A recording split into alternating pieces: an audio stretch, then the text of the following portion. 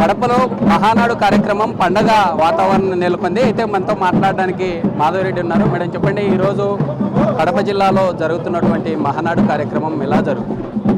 మీరే చూస్తున్నారు, అంగరంగ వైభవంగా ఈరోజు తెలుగు పండుగ నడుస్తూ ఉంది, పసుపు పండుగ నడుస్తూ ఉంది.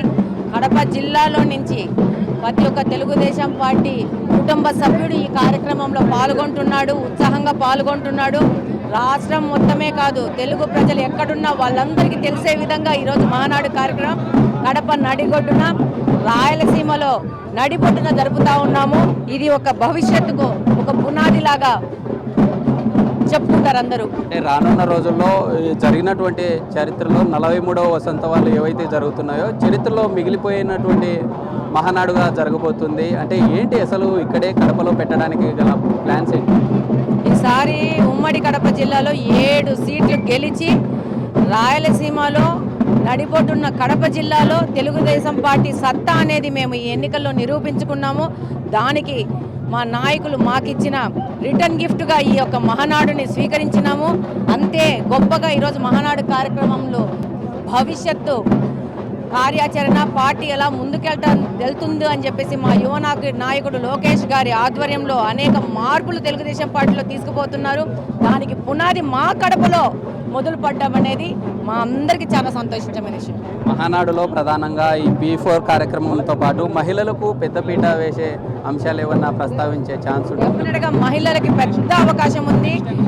స్త్రీ శక్తి అని చెప్పేసి 6 సూత్రాలలో ఒకటి మహిళలకు కేటాయించినారు. అలాగని యువతకు కూడా ఎంతో ఇంపార్టెన్స్ ఇచ్చి యువత భరోసా కార్యక్రమాలు కూడా మొదలు పెడుతున్నారు. ఈ విధంగానే రైతులకు కూడా ముందుకెళ్తున్నారు. అలాగనే అభివృద్ధి పరంగా కూడా ఈ 6 సూత్రాలు అన్ని విషయాలు చేర్చి క్రోడీకరించి ఇక భవిష్యత్తులో తెలుగుదేశం పార్టీ తప్పితే రాష్ట్రానికి ఇంకొకరు ఏమీ చేయలేరు అనే విధంగా అంత పెద్ద గొప్ప రీతిలో తెలుగుదేశం పార్టీని నిర్మించుకుంటున్నాము. రెడ్డమ్మగా పేరుగాంచి ముందుకెళ్తూ ఉన్నారు. ఈ మహానాడుతో రానున్న రోజుల్లో వైసీపీకి చెక్ పెట్టే ఛాన్స్ ఉన్నారు. వైసీపీకి మనం ఎందుకు చెక్కు పెట్టాలా? ప్రజలే చెక్కు పెట్టేసినారు. మన పని ఏంటి? ప్రజలకు సేవ చేయడం. ప్రజలకు సేవ చేస్తున్నాం, ముందుకెళ్తున్నాము. ప్రజలే అది గుర్తిస్తారు. ఎవరికి చెక్కు పెట్టాలో ప్రజలే చెక్కు పెడతారు. 3వ రోజు జరిగే ఈ మహానాడులో దాదాపుగా 5 లక్షల మంది గ్యాదర్ చేస్తామని చెప్తూ ఉన్నారు. ఖచ్చితంగా 5 lakhs ఇంకా పెరిగే ఛాన్స్ ఉంటుందంటారా? ఎలా ప్రభంజనంలాగా ఈ యొక్క బహిరంగ సభ జరగబోతోంది. అసలు చూడండి, మొత్తం కడప నియోజకవర్గం, ఇక్కడ ఉన్న వాళ్ళందరూ కడప నియోజకవర్గం వాళ్ళే, కడప జిల్లా వాళ్ళే వాలంటీర్ చేసుకుంటే ఎంత ఉత్సాహంగా ఉన్నారో.